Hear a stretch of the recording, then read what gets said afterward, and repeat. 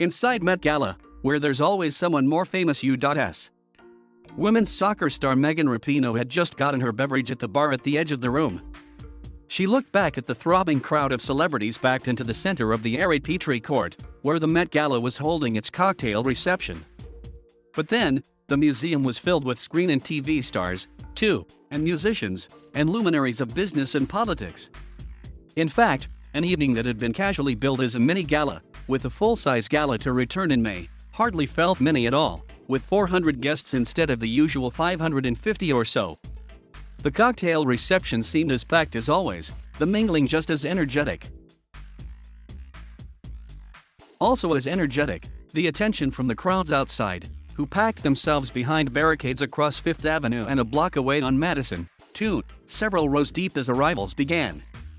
At one point, fans had also swarmed outside the Petrie Court's full-length windows, hoping for a glimpse of the stars, and forcing museum staff to quickly move screens in front of the windows to block their view. Still, there were some reminders that this was no ordinary gala. The most obvious were masks, though few wore them during cocktails. Guests were also required not only to provide proof of vaccination, but also to take a rapid PCR test, administered by the museum either the day before or the day of the gala. And many guests spoke of the greater importance of the occasion this time, as not merely fashion's biggest party, which it is, but as a crucial shot in the arm for New York City, and a step toward a normal, vigorous life. Prominent New York chef and restaurateur Marcus Samuelsson had chosen a group of 10 chefs to provide a plant-based menu, a first for the gala, and spoke passionately of the need to bring back the restaurant industry, the fashion industry, Broadway theater, and much more.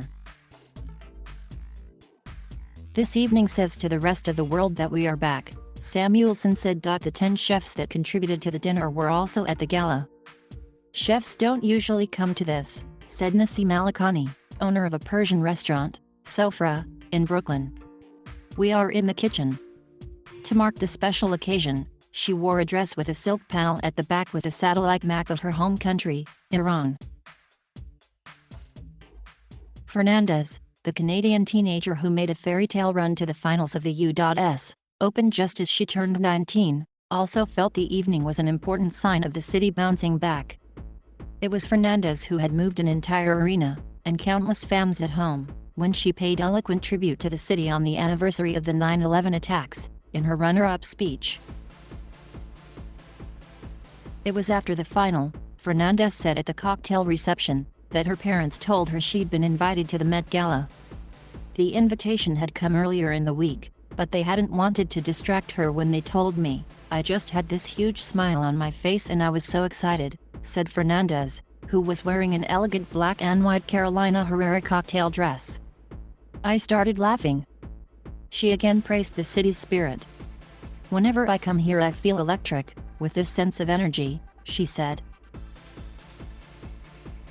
Talk about spirit. Sitting on a bench in the reception was New York Congresswoman Carolyn B. Maloney, taking a break after killing it on the red carpet with her head-to-toe outfit calling for certification of the Equal Rights Amendment. The 75-year-old Congresswoman said the gala was a sign to New York, and the rest of the country, of the vibrancy of the fashion industry. Not to be outdone by fellow Congresswoman Alexandria Ocasio-Cortez, who wore a white gown with the message "Tax the Rich" on the back, Maloney wore a full-length number in suffragette colors, with sashes reading "Equal Rights for Women." She also carried a tambourine that read "DRAS." It would have made a great purse, if it were closed, and Maloney said she was going to try to transform it into one. Thank you for watching. Please subscribe.